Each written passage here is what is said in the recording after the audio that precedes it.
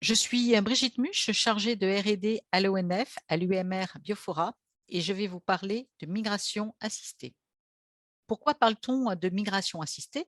Parce que la migration, c'est un phénomène qui est connu depuis très longtemps chez les arbres forestiers et chez les autres animaux. Mais ce que l'on sait, c'est la vitesse à laquelle les espèces progressent. Et lorsqu'on compare à la vitesse du changement climatique, eh bien, seul le bouleau est en capacité de migrer aussi vite que le climat, pour peu que l'on respecte les accords de Paris.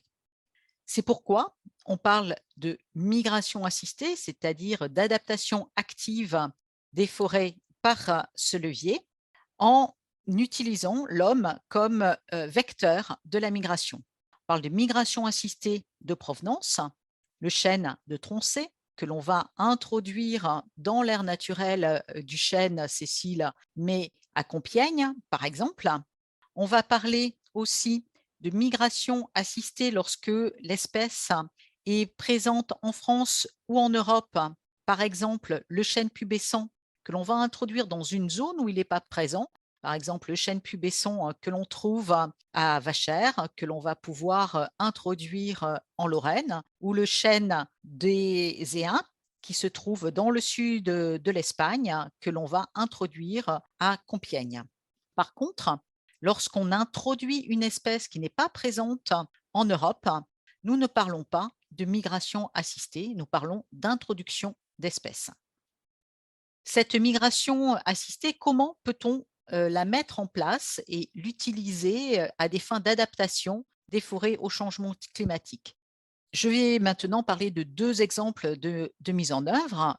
Tout d'abord, ici, un schéma de plantation par placeau.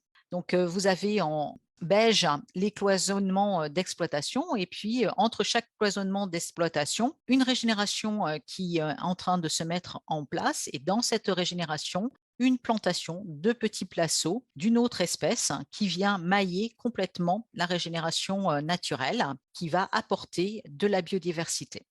Un autre exemple est le schéma de plantation monospécifique d'un îlot d'avenir de l'ordre de 0,5 hectares, un dispositif expérimental où on va introduire une seule espèce, mais par contre en nombre beaucoup plus important, et cela à travers la France pour connaître mieux ses capacités d'adaptation.